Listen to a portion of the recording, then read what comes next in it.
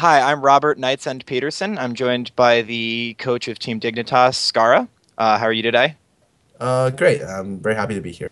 So, recently, with everything that's been going on with Monte Cristo and CLG, there's been a lot of discussion about what a coach is supposed to be doing.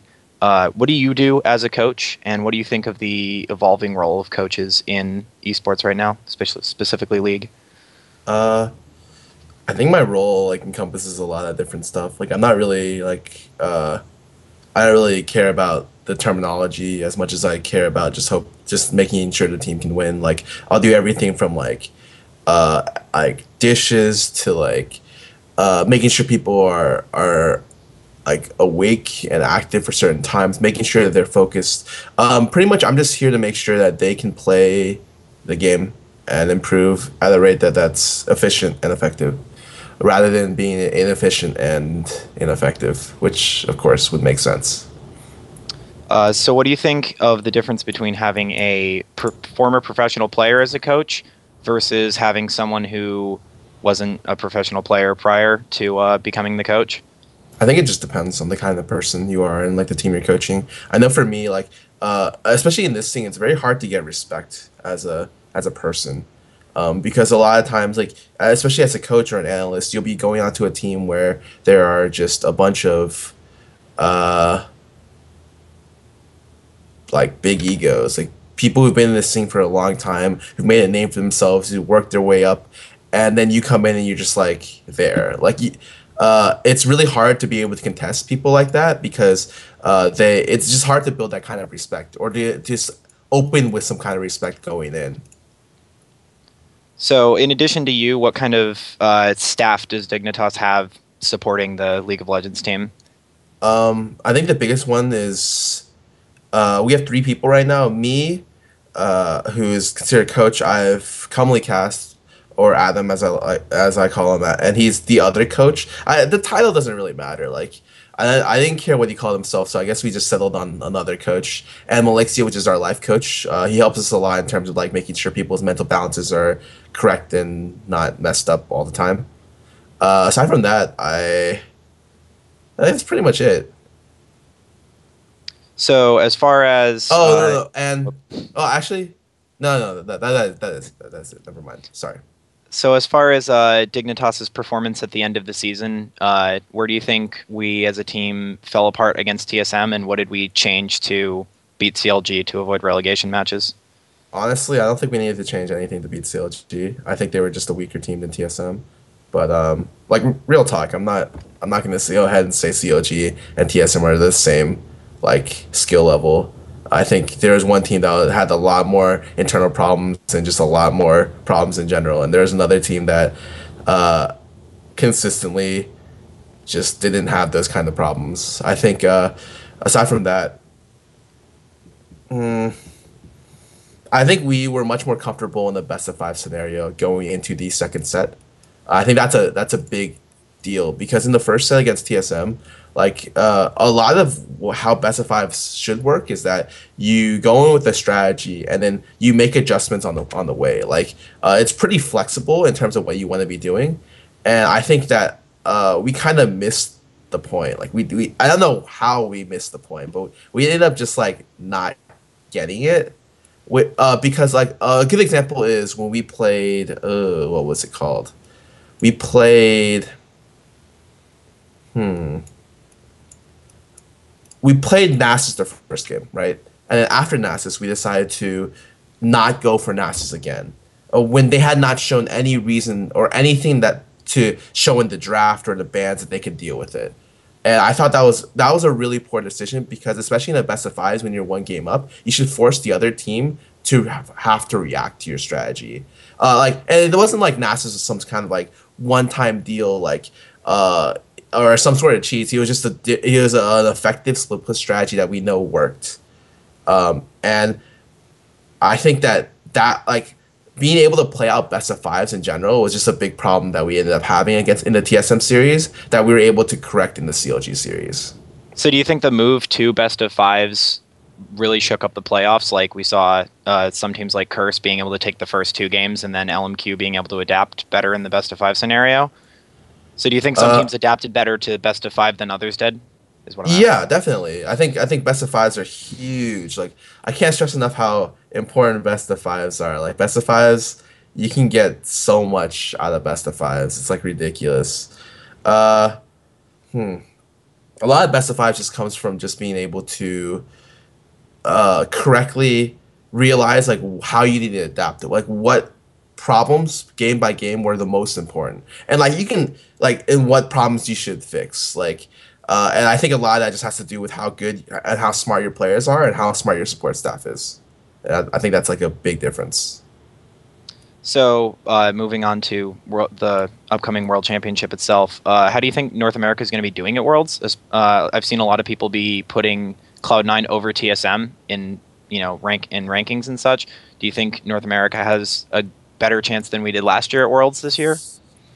Uh, what happened last year? We had TSM, Vulcan, Vulcan and Cloud9, COG? Cloud9. Cloud9. Okay, wow. I did not even remember.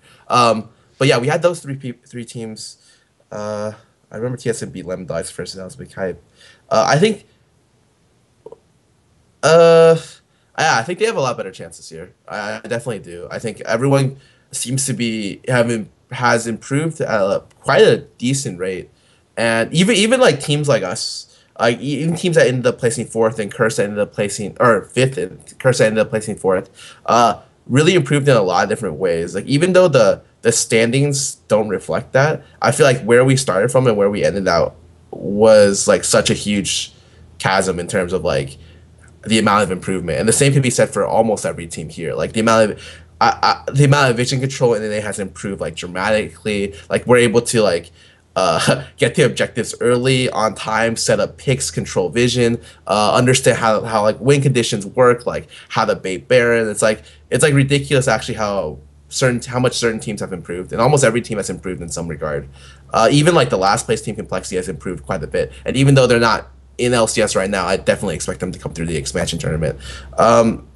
I think I expect at least one NA team to make it out of groups. Although, yeah, at least one, maybe two. So I'd say 100% on one and like 50-50 on the second team joining them. So actually, you just mentioned the expansion tournament coming up. What do you think the pros and the cons are of having 10 teams in the LCS compared to 8 that we've had before? I think with the 10 team announcement, they're going to change the format. Or have they announced that they're changing the format at all? I'm not. I I don't don't think believe so, so. All right? they've announced is the addition of 2 teams. Right. Okay. Well, I think they're going to change the format. Like, there's no way they would be able to add 2 teams and keep a similar format and just increase the number of games. And if the format is changing to something like a best of 2 system that I've heard rumors is going to come in, I think it's going to be a lot better for the next season. The actual addition of 2 teams, though, is like, I'm not sure if I'm really. I think it's great to be able to build talent. It just sucks that we have to build talent in the LCS rather than an amateur team because we don't have a good amateur scene, I would say. Like So we you don't think? have like an NLB, or we don't have like an LPSL or whatever the heck China has.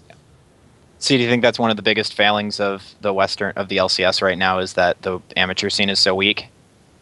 Um, Failings is like a pretty big word. I don't know about failings, but uh, One of the problems. yeah, I would say that's a problem with every region. Is like the amateur scene isn't like as good as it could be. I think in NA definitely, and it kind of sucks because maybe yeah, I think yeah, it just kind of sucks. I don't know. So what do you think of Riot's recent discussion of the cross-regional rules they're having, where teams can only have 2 members that are not residents of whatever region they're playing in? I think it's really smart. I think that it was necessary before like full teams in other regions came over. I think yeah, it was definitely necessary. Even though that sounds like I don't want to sound like xenophobic, but it gets to a point where it's like okay, well, it's cool that this team has arrived and stuff, and it's cool like that team has arrived, but at some point you have to be like, when do we put like the stop on it? And I think that other scenes, namely StarCraft, weren't able to correctly implement that fast enough or effective enough to be able to be relevant. And Riot wanted it to like stop immediately before it became a problem. And even some could argue that like LMQ being in the LCS is already a problem, but I don't really care about them. They're whatever. It's cool that they're here. I love all their players. But any kind of more thing from that might be a little bit crazy, I would say. So the moving of players is good, but too much moving is just going to destroy scenes because they're not going to be actual players from that region. Yeah, I don't even know if the moving of players is so great as much as just like it sucks that they're. I hate saying this phrase too because it's it's like it's hard to build talent. I think, especially without a good support staff. I think that's the best way to put it. It's just extremely hard to build talent without a good support staff. Like you really need to have like a support staff to be able to create strong talent. And if you don't have that, then you don't have much. And a good example is like,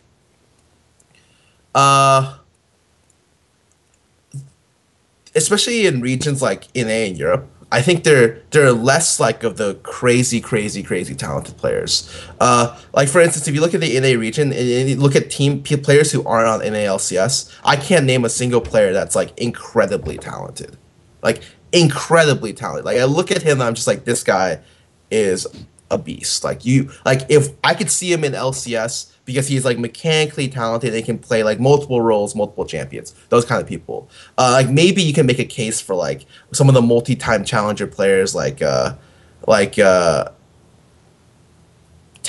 Adrian.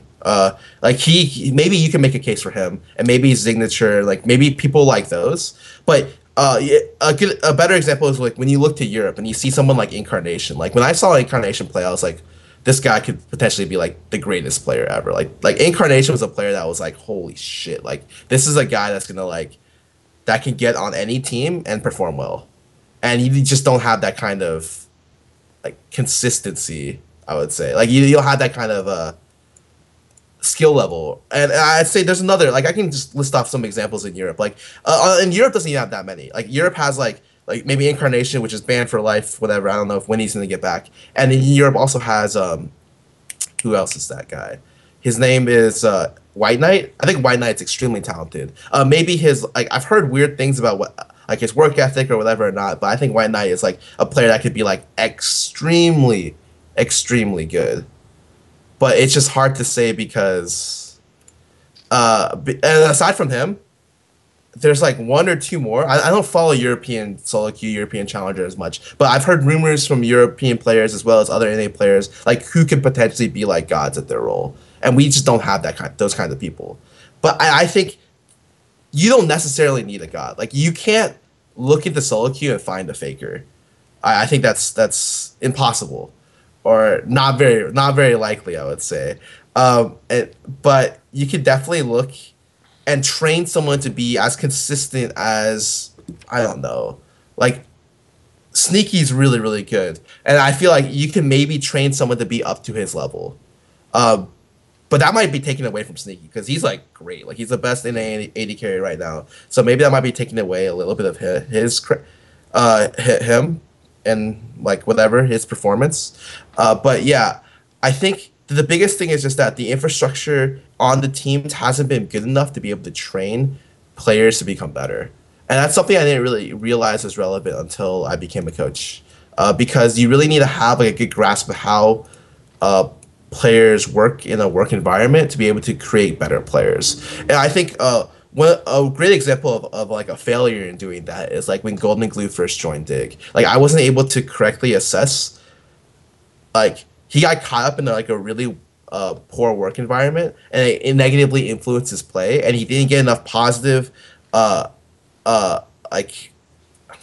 it was like he didn't get a lot of other things from me that should have happened to make him a better player. In fact, I know for sure that like his confidence was shaking coming here, and that if I was able to just at least work on his mental state, he would have performed better in LCS.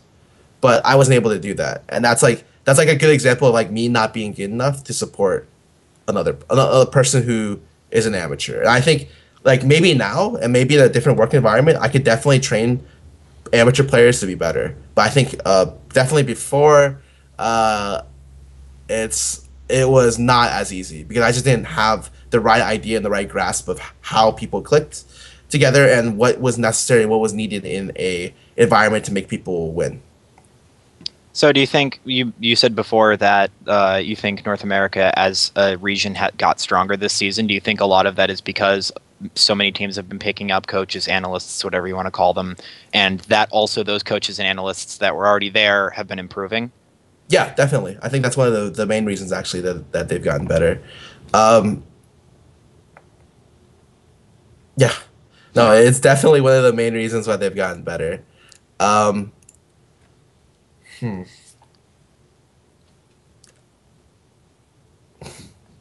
Okay. I think a lot of it is just like also that teams realize the importance of having a support staff. Like people before might have been really stubborn about it, but as other teams slowly pick them up, like more and more players are like, okay, well maybe they're better or more necessary or at least like productive. Like they do something, and just having that in mind makes people less likely to have like egos clash when other people come in because it's very hard for an outsider to come into like a this kind of field and be like, look, listen to what I say, because that like creates like really poor